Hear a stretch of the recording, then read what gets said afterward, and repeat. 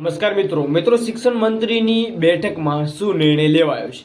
મિત્રો શિક્ષણ મંત્રી સાથે મુખ્યમંત્રી પણ હાજર હતા, સાથે બીજા અન્ય મંત્રીઓ પણ હાજર હતા. જુઓ મિત્રો, મહત્વનો પરિપત્ર પણ જાહેર કર્યો છે. અંતે શિક્ષણ મંત્રી હાજરીમાં નિર્ણય છે લેવાયો છે.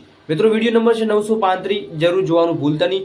નવા છો ચેનલ ઉપર તો ખાસ મિત્રો ચેનલને સબસ્ક્રાઈબ કરજો. જેમને અગાઉની અપડેટ નથી જોઈ, જે પણ ઉમેદવારો છે વિદ્યાશાખ બાબતે અપડેટ નથી જોઈ, એની પ્રોપરલી વિડીયો મૂકેલો છે. અને એક બીજી અપડેટ આવી છે 8 વાગે વિડીયો મૂકવાનો છે, તો એ પણ જરૂરથી નિહાળજો.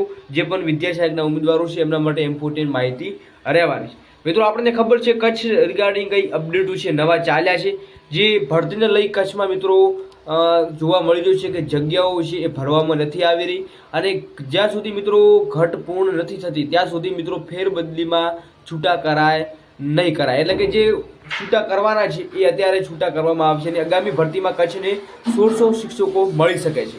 તો નવા 1600 શિક્ષકોની ભરતી ન થાય ત્યાં સુધી જે જૂના શિક્ષકો છે એમને છૂટા કરવામાં નહીં આવે, એવું જિલ્લા પ્રાથમિક શિક્ષણ કચેરી દ્વારા એક પરિપત્ર તમને જોવા મળી રહ્યો છે, એ પણ કરવામાં આવ્યું છે. બાકી મિત્રો અત્યારે જગ્યા વધારવા બાબતે પણ નિર્ણય લેવામાં આવી શકે છે. નેક્સ્ટ અપડેટ એ રિગાર્ડિંગ હશે.